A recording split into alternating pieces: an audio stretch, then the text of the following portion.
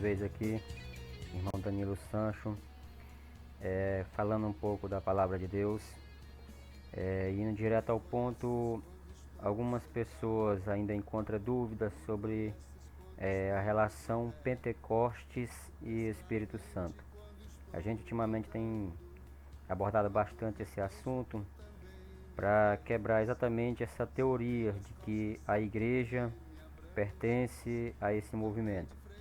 E aqui nós temos claramente no livro de Atos, capítulo 2, o versículo 1, em que muitas pessoas leem dessa forma, mas falam de outra. Por exemplo, aqui nós temos o que? E cumprindo-se o dia de Pentecostes, estavam todos concordemente no mesmo lugar.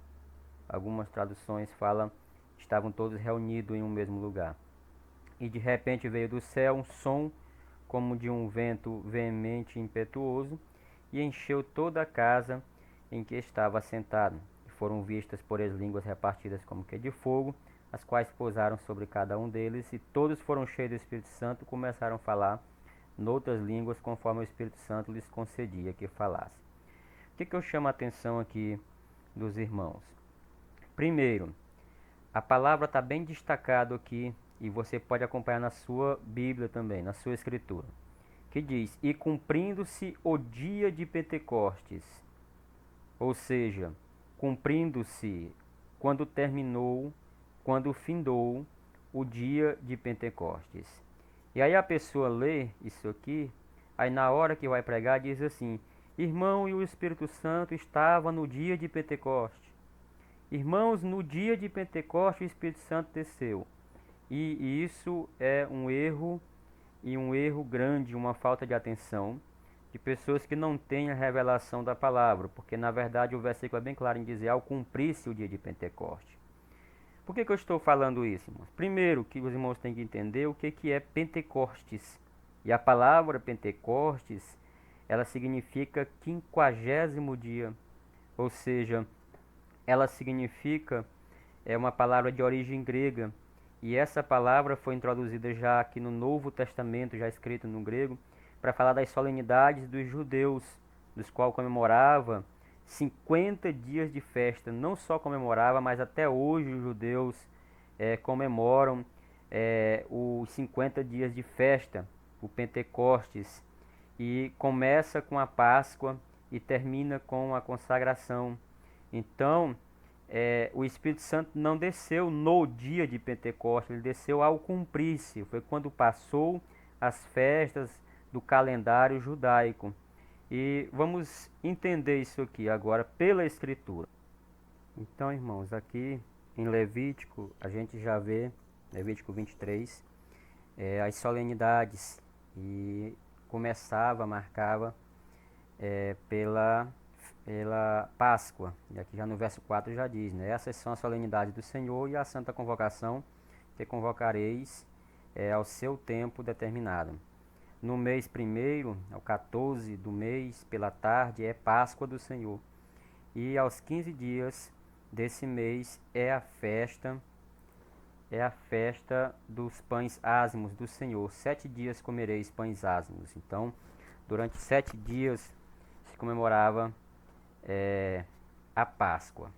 Aqui no verso 16 diz assim, até o dia seguinte, o 7º sábado, contareis 50 dias, então oferecereis nova oferta de alimentos ao Senhor. O verso 22 diz assim, e quando fizerdes a colheita, que já é a solenidade das colheitas, que é tudo incluído, da vossa terra não acabarás de cegar os cantos do seu campo, nem colherás as espigas caídas da tua cega para o pobre, e para o estrangeiro as deixarás. Eu sou o Senhor vosso Deus. Tudo isso aqui são as festas, as solenidades que o Senhor estabelece. Se você for ler Levítico 23 inteiro, é muito bom. O verso 34 diz, fala aos filhos de Israel, dizendo, aos 15 dias deste mês 7º será a festa dos tabernáculos, que também a festa dos tabernáculos está incluído tudo nesse dia, né, esse pacote só de 50 dias. Ou seja, ele diz aqui, durante 7 dias habitareis em tendas, todos os naturais em Israel habitarão em tendas. Então a gente vê aqui claramente que segue uma sequência essas solenidades. Acontece que essa palavra solenidade ela deixou de existir quando os gregos, a linguagem grega se tornou oficial em Israel. Então, tanto que os judeus eles liam as escrituras no hebraico e no aramaico, mas não lia no grego. Mas o grego era a linguagem oficial da época, como o inglês hoje vem tentando, né, se tornar a linguagem oficial do mundo. E tanto que a tradução do Novo Testamento foi feita em grego. Isso não é novidade para ninguém. E aí a gente vê que essas palavras foram substituídas, né, solenidades, por Pentecostes, que significa quinquagésimo. Não é uma tentativa de querer, só pelo simples fato de se opor, alguma coisa assim, ao sistema religioso. Não, é porque o sistema religioso ele foi corrompido, ele é a corrupção junto com a política. O sistema romano foi que criou essa ideia de querer associar a palavra Pentecostes com descida do Espírito Santo. E isso não é verdade. Então vamos lá agora fazer a contagem aqui. Primeiro vamos ver essa sequência, que se realmente, biblicamente, Jesus cumpriu isso aí, porque a origem da palavra Pentecoste. Vamos ver segundo a Escritura. Aqui em Mateus capítulo 26, Jesus conversa com seus discípulos. O verso 2 diz: Bem sabeis que daqui a 2 dias é Páscoa, e o Filho do Homem será entregue para ser traído. E aí você vê a trama acontecendo aqui. Você vê os príncipes, os sacerdotes, os escribas se reunindo, né, na sala do sumo sacerdote. E aí você vê eles e costumavam-se mutuamente para prenderem Jesus, né? Ou seja, eles consultaram, aliás, mutuamente entre si para prenderem Jesus com dolo e o matarem. E aí você vê o verso 5 dizendo: Mas diziam, não durante a festa, para que não haja alvoroço entre o povo. Então, ou seja, essa Páscoa aqui que nós vemos é essa Páscoa que nós vemos lá em Levítico 23, né, que faz parte das solenidades, já no mês de Abib, que é o mês de abril que a gente chama, e que era comemorado a Páscoa dos judeus. E durante essa Páscoa havia uma certa trama, mas aí eles disseram, não durante a Páscoa, né, para que não haja alvoroço entre o povo e aquela coisa.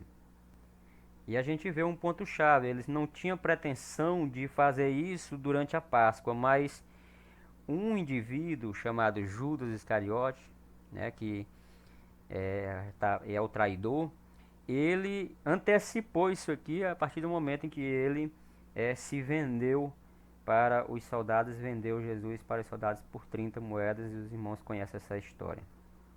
Agora, aqui no mesmo capítulo 26 de Mateus, o verso 17, nós vemos: no primeiro dia da festa dos pães ázimos, chegaram os discípulos junto a Jesus, dizendo: Onde queres que façamos os preparativos para comerdes a Páscoa? Então a gente vê aqui, ó, no livro de Lucas, capítulo 22, o versículo 7, né? Chegando, porém, o dia dos ázimos, em que importava sacrificar a Páscoa, e mandou Pedro e João, dizendo: Ide e preparai-nos a Páscoa para que a comamos. Então, e aí a gente vê que Jesus cantou um hino, né, depois da ceia, e aí subiu para o Monte das Oliveiras, verso 39, né, e saindo foi, como costumava, para o Monte das Oliveiras, e também os seus discípulos seguiram. Então lá ele vigiava e orava, chamou os discípulos várias vezes, eles estavam dormindo, isso tudo a gente vê, e foi lá que ele foi preso, né, depois da ceia, subiu para o Monte das Oliveiras, e lá ele foi preso e morto. Mas no terceiro dia ele ressuscita. Ou seja, quando começou a Páscoa do calendário judaico, Jesus fez uma Páscoa diferente. Os judeus comemoravam a Páscoa como a libertação do povo do Egito, mas a Páscoa que Jesus nos oferece é Ele mesmo. Então ele fala, o cálice representa o seu sangue, o pão a sua carne. Então, ele é a libertação do homem do pecado, da morte, do inferno. ele é o Salvador. Então, a Páscoa que nós comemoramos, que é Jesus Cristo, e ele nos ensinou, comemora a libertação do homem, né? A libertação pela verdade, a libertação do pecado. Isso é superior. Não é a libertação do povo de uma escravidão do Egito, mas a escravidão do pecado.